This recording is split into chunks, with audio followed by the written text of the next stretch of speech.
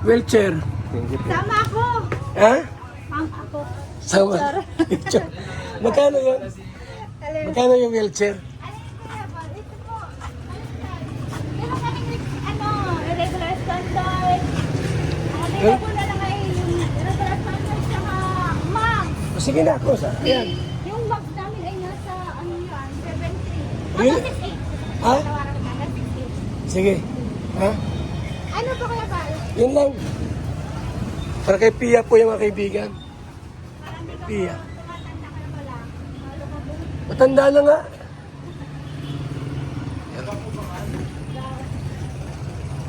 Wheelchair para kay Pia. Yung pambaon ko sa Hong Kong, nadali na. So, ito na. Wheelchair ni Pia. Ito na. Mamat! Kaya mo na. Sige na.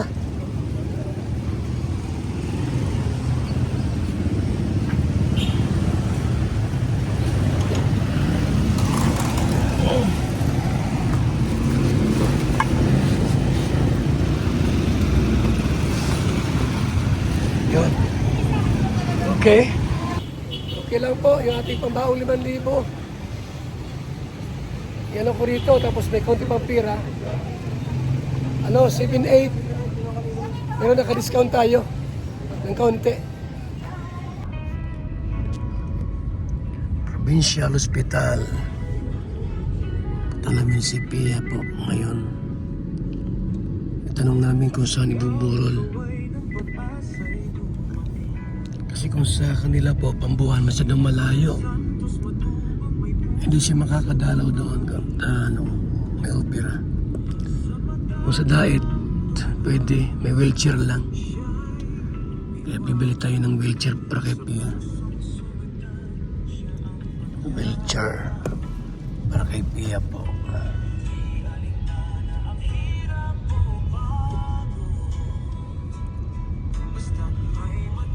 Kinukontak ko si Gom Padilla.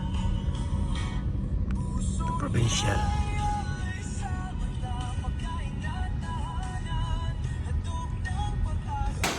So yan po mga kalingap, magandang araw po. At ayan po ay June 3, 2026. Araw po ng Miyerkules. Update kay Tatay Ruben po, update kay Tatay Ruben. Yung namatay kagabi at 11:15. Bali po, yung bangkay niya po ay nandun na sa punerarya. At mamaya pong hapon, dadalhin po yon sa bahay nila sa Pambuhan kasi nga po i-cremate po yon. Pagdating po ni Kuya Nico, i-cremate yung bangkay at yung abo dadalhin po sa India.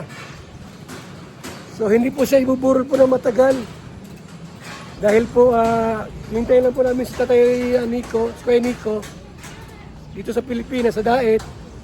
And pag dumating po siya, bali po, i-cremate po sa Legazpi. Legazpi po i-cremate. Si Tatay Ruben po, mga kaibigan. So ako po yung nasa provincial. At yung tanong nga dito para i-update ko namin kayo anong mga planning, anong plano. So siguro po mga 2 days o 2 to 3 nights habang wala pa si Tatay, wala pa si Kuya Nico, yung bangkay po, dadalhin muna sa bahay po nila. At ayun, no? Okay naman, yung tulong po sa atin ni Dong Padilla, at talaga po, no? Napakabait ng ating gobernador, Dong Padilla po, Napakabait po ni Paring Dong Padilla, gobernador. At sila po ay tumulong. At least po yung ating gastos hindi na gaanong malaki. Yun lang pong pag-opera ni Pia. Bibili pa ako ng wheelchair. So, wheelchair po kailangan ni Pia yun. Wheelchair kailangan ni Pia. At ito mga kalingap. Bibili rin po ako ng ng mga kailangan sa pagburol. Kape, biscuits, kasi wala pa naman si Nico. Pag dumating si Nico po, ang decision po, dalhin po yun sa dalhin po yun sa Legazpi at doon po i-cremate. Kasi wala po sa diet na pang-cremate dito. Kaya ang gagawin po, yung bangkay, yung patay po ay dadalhin po sa Legazpi. Pagdating po ni Nico po mga kaibigan.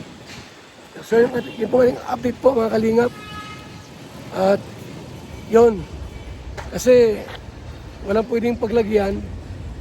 So ang minabuti po natin with Pia's advice na yung bangkay po ay dalhin doon sa bahay po nila.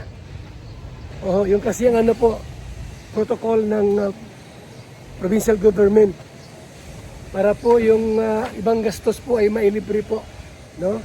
Yun ang protocol po ng provincial government kapag sila mag-cater doon po ang tuloy sa bahay po nila Tatay Ruben. So okay lang po kasi hintay namin si Nico para po sa cremation ni Tatay Ruben sapagkat yung abo ay dadalhin po sa India. So yan po mga kalingap, bibili muna ako ng mga dapat bilhin ng mga pwede pong para sa paglilipingan. Ay yung magamit sa gabi. Tara na! Hoy! So alis na kami. Sama ko si GP Alidio. Mga kalingap. So bibili ako ng kape, asukal, at iba pa. Mga gamit. So babay muna.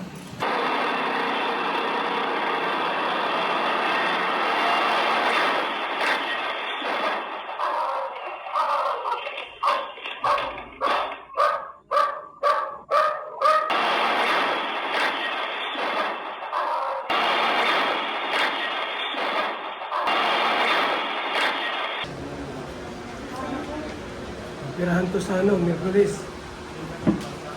Pero Ben, ano ba ito ng Tatay Ruben? Walang opera doon? Hindi naman operahan. CT scan po yung ulo niya. Kaso naantay pa namin yung result. Result.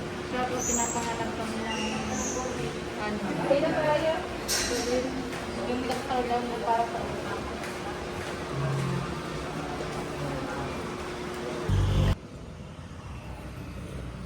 Talagang aksidente po nangyari.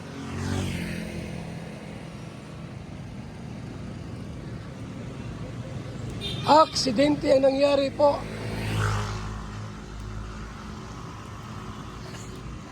Salamat sa ating lahat po mga kaibigan. Yan ha.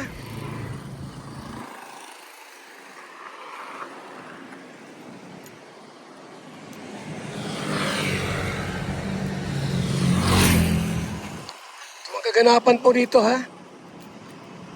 At si Pia po kailangan pong operahan ngayong Miyerkules.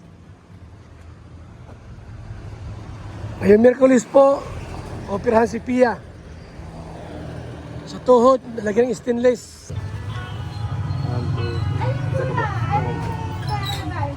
Wheelchair. Sama ako! Ha? Pang ako. Sama. Magkano yun? Magkano yung wheelchair? Irregular standard. Tingnan ko na lang ay yung irregular standard tsaka max. Sige na ako sa. Ayan. Yung max namin ay nasa 70. Really? Hanggang 68. Ha? Tawaran ka hanggang 68. Sige.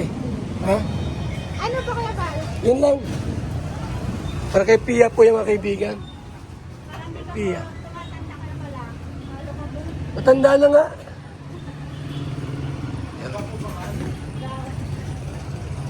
Wheelchair para kay Pia. Yung pambaon ko sa Hong Kong, nadali na. Okay lang po, yung ating pambaon 5,000. Yan ako rito, tapos may konti pang pira. 7-8.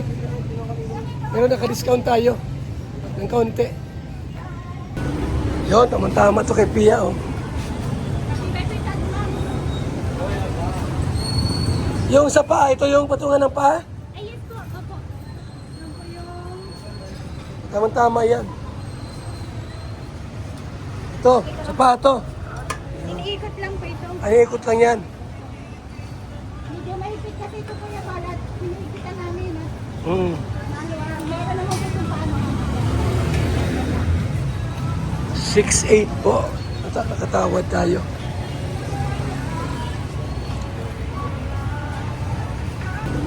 Yun, tamang-tama to kay Pia, oh. Yung sa paa, ito yung patungan ng paa? Ay, yes po. Opo. Yan po yung... Tamang-tama yan. Ito, sa paa to. Iniikot lang po ito. Ay, ikot lang yan. Medyo mahigpit kasi ito kuya balat. Iniikitan namin. Hmm. Meron naman po itong paano. 6'8" po. Nakatawad tayo.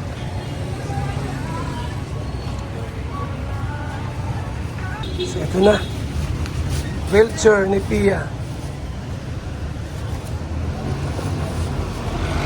Ito na. Salamat. Sukli. Ayaw mo na. Sige na.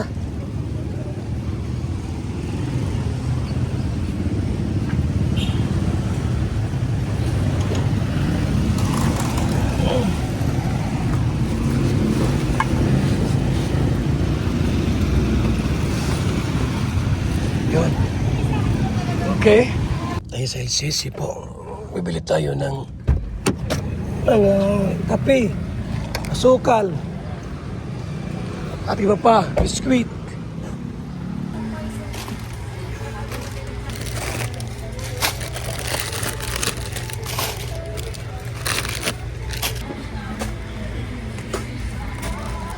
Skyflix.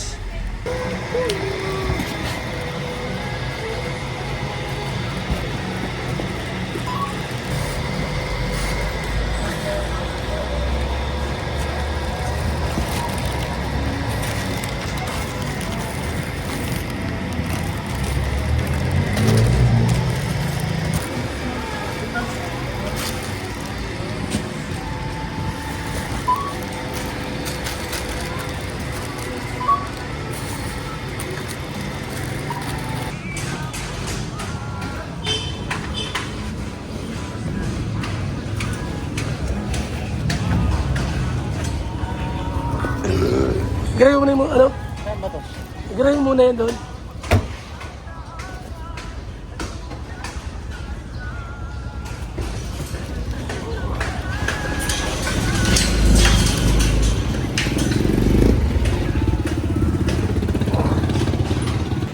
Ito po, ang wheelchair natin.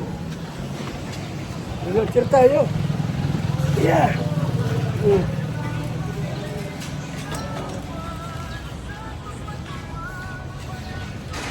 Wheelchair tayong binili ko kay Pia. After po ng operasyon, kailangan ng wheelchair.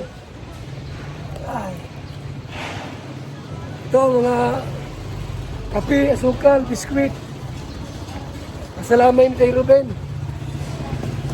Ano ko sa loob to ha? Kasi bawal mag-vlog doon sa loob. Yan. Dala ko doon, sa loob.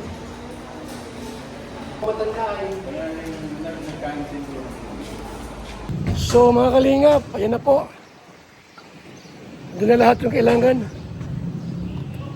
So mamay hapon po ang dala po ng bangkay na Tatay Ruben. Salamat po sa ating lahat. Mga kalingap, mabuhay, God bless. Thank you. Salamat po.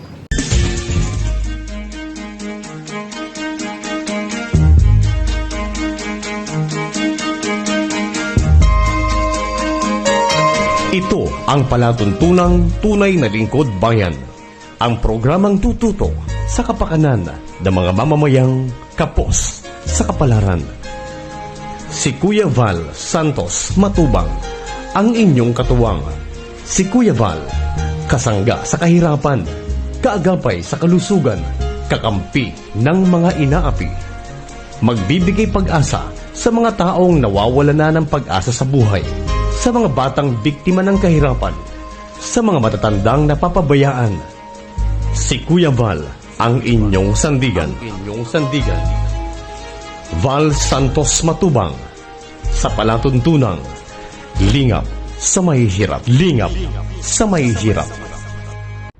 Mga kalingap, mula dito sa Lingap Headquarters, Kuya Val Santos Matubang, simpleng tao, ordinaryong vlogger na handang tumulong sa abot ng makakaya. VSM Kalingap Radio, VSM Kalingap Radio, Kalingap Radio Balitaan, Kalingap Radio Balitaan.